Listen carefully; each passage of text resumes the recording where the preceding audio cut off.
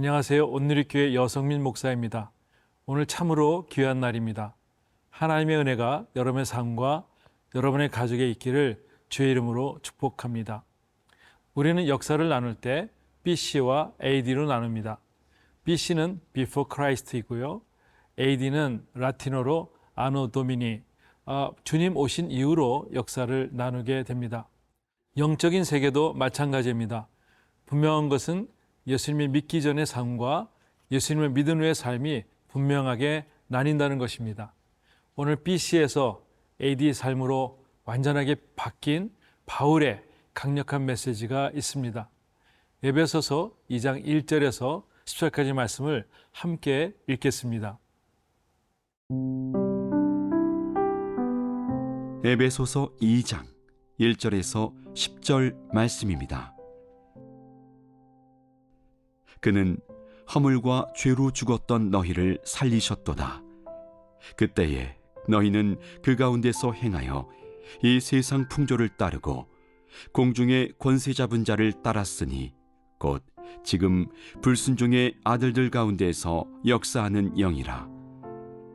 전에는 우리도 다 그 가운데서 우리 육체 욕심을 따라 지내며 육체와 마음에 원하는 것을 하여 다른 이들과 같이 본질상 진노의 자녀이었더니 긍휼이 풍성하신 하나님이 우리를 사랑하신 그 큰 사랑을 인하여 허물로 죽은 우리를 그리스도와 함께 살리셨고 너희는 은혜로 구원을 받은 것이라.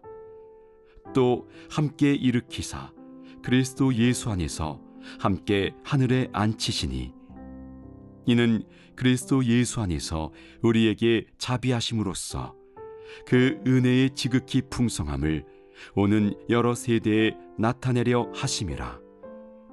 너희는 그 은혜에 의하여 믿음으로 말미암아 구원을 받았으니 이것은 너희에게서 난 것이 아니요 하나님의 선물이라. 행위에서 난 것이 아니니 이는 누구든지 자랑하지 못하게 함이라. 우리는 그가 만드신 바라 그리스도 예수 안에서 선한 일을 위하여 지으심을 받은 자니 이 일은 하나님이 전에 예비하사 우리로 그 가운데서 행하게 하려 하심이니라. 1절에서 3절 이렇게 말씀하고 있습니다. 그는 허물과 죄로 죽었던 너희를 살리셨도다. 그때 너희는 그 가운데서 행하여 이 세상의 풍조를 따르고 공중의 권세 잡은 자를 따랐으니 곧 지금 불순종의 아들들 가운데서 역사하는 영이라. 전에는 우리도 다 그 가운데서 우리 육체의 욕심을 따라 지내며 육체와 마음이 원하는 것을 하여 다른 이들과 같이 본질상 진노의 자녀였더니. 예수님 믿기 전에 우리 상태는 어떠했습니까? 세상의 풍조를 따르고 공중권세를 잡은 자들을 따라다니는 자들이라고 우리는 표현되고 있습니다. 그때에는 육체의 욕심을 따라 지내고 또 육체가 원하는 대로 그렇게 살아왔던 우리는 진노의 자녀였음을 알려줍니다. 예수님 만나기 전에 우리는 이미 영적으로 죽었습니다. 영적인 죽음, 이것은 하나님과 우리 사이의 관계가 완전하게 분리되어 버린 것을 뜻합니다. 창세기 2장 17절에 선악을 알게 하는 나무 실과를 먹지 말라고 너희가 먹는 날에는 정령 죽으리라고 말씀하셨는데 아담이 범죄하여 우리는 그 자리에서 영이 즉시 죽었습니다. 이 분리 증상으로 인해서 사람들은 하나님을 피해 다니기 시작했고 자기 방어를 위한 변명을 늘어놓기 시작합니다. 죄에 대한 전과를 하기 시작하였고 이것이 모두 하나님과의 영적으로 끊어진 현상들을 우리는 볼 수가 있습니다. 4절 5절에 이렇게 말씀하고 있습니다. 긍휼이 풍성하신 하나님이 우리를 사랑하신 그 큰 사랑을 인하여 허물로 죽은 우리를 그리스도와 함께 살리셨고 너희는 은혜로 구원을 받은 것이라 이렇게 말하고 있습니다. 그러나 긍휼이 풍성하신 하나님께서 우리를 사랑하셔서 그 큰 사랑을 인하여 우리가 허물로 죽은 우리를 그리스도와 함께 살리셨습니다. 우리의 공로는 조금도 없고 오직 하나님의 은혜로만 우리가 구원받은 것입니다. 이 은혜에 대해서 보네포는 우리가 받은 은혜는 값싼 은혜가 아니라고 하며 값비싼 은혜라고 말하고 있습니다. 값비싼 은혜는 무엇인가 하면은요, 우리가 되풀이해서 찾아야 할 복음, 우리가 구해야 할 은사, 우리가 두드려야 할 문이다. 값비싼 은혜는 하나님의 거룩한 것으로 통칭하는 은혜이다. 우리는 그것을 세상 사람들에게 손이 타지 않도록 보호하고 개에게 던져주어서는 안 된다. 이렇게 이야기하고 있습니다. 사랑하는 성도 여러분, 우리는 세상의 풍조를 따라 살고 있지만 하나님께서 우리를 택하여 주시고 허물로 죽은 우리를 그리스도와 함께 다시 살리셨습니다. 그 은혜가 너무나 귀하고 값비싼 은혜를 우리가 받은 것입니다. 주님의 은혜에 대한 것을 오늘도 묵상하고 찬양하는 귀한 하루가 될 수 있기를 주의 이름으로 축복합니다.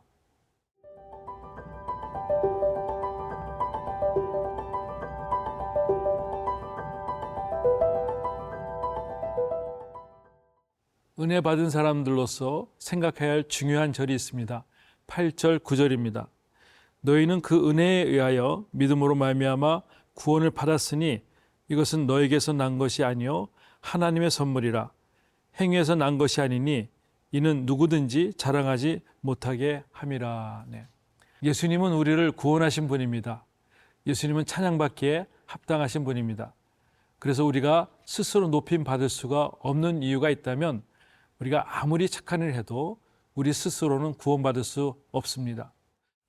예수님의 십자가에서 죽으심으로 말미암아 그 죽음으로 인해서 그 우리에게 대속제물이 되어 우리의 구원이 성취되었습니다. 우리는 누구도 우리 스스로를 자랑할 수 없으며 우리의 수고로 아무것도 할 수가 없습니다. 하나님을 떠난 삶은 바로 죽음입니다. 우리는 예수님을 만나기 전에 죄로 죽었던 존재였습니다. 만약 예수님께서 십자가에서 죽으심이 없으셨으면 저와 여러분들은 아무런 소망이 없는 칠흑과 같은 암흑 속에서 계속해서 있을 것입니다. 성도 여러분, 매일 아침마다 일어날 때마다 하나님께서 주시는 은혜로 일어나는 것을 인정하십시오. 하나님 은혜에 대한 감사로 여러분들 하루를 시작하십시오. 마치 우물 펌프에 마중물을 넣을 때 깊이 있는 우물물이 계속 솟아나오는 것처럼 감사의 제목들이 더욱더 많아질 것입니다. 매일이 아침이 그랬으면 좋겠습니다. 저는 아침에 일어날 때 이러한 기분이 듭니다. 아침마다 하나님께서 나에게 큰 그림을 그리는 캠퍼스를 하나씩 주시는 것 같습니다. 어떤 사람들에게는 캠퍼스 위에 아름다운 걸작을 만들어냅니다. 어떤 사람들은 성의 없이 졸작을 만들어내기도 합니다. 하나님은 매일 아침 매일매일 새로운 캠퍼스를 가지고 우리에게 주시며 새로운 인생을 살라고 매일 아침을 열어주십니다. 예배소서의 주제는 풍성함입니다. 우리가 주님을 묵상할 때 성령님께서 여러분의 인생의 작품을 아주 풍성하게 완성시켜 주실 것입니다. 때로는 우리가 실수가 있어도 연약한 부분이 있어도 성령님께서 여러분에게 귀한 완성품을 만들어 주실 것입니다. 그저 우리는 최선을 다할 뿐입니다. 성령님께서 만져주실 때 인생의 최고의 걸작, 아름다운 것을 만들 수 있기를 바랍니다. 팀 켈러의 하나님의 자리를 훔치다라는 그런 책이 있습니다. 그 책을 보면은 카운터핏이라고 하는데 그 카운터핏은 가짜 돈을 이야기할 때 쓰는 단어입니다. 비슷하지만 진짜가 아닌 것이 있습니다. 하나님만이 주실 수 있는 것을 다른 데서 얻으려고 한다면 그게 바로 우상입니다. 오래 간절히 바랄수록 그것이 우상이 되기 쉽습니다. 하나님의 자리를 훔치는 것에 유혹되지 말고 매일 주님과 더불어 행복하시기를 바랍니다. 더 이상 B씨의 삶이 아니라 AD의 삶을 살아가셔서 주님 만난 삶으로 구별하여 날마다 승리하는 저 여러분 될 수 있기를 주의 이름으로 축복합니다.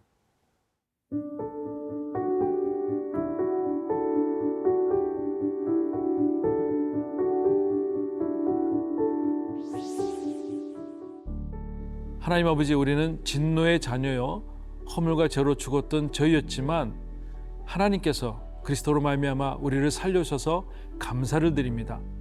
이 구원의 은혜에 대해서 우리가 매일매일 감사하며 고백하며 하나님과 더욱더 친밀하게 살아갈 수 있도록 도와주시옵소서. 예수님의 이름으로 기도드리옵나이다. 아멘.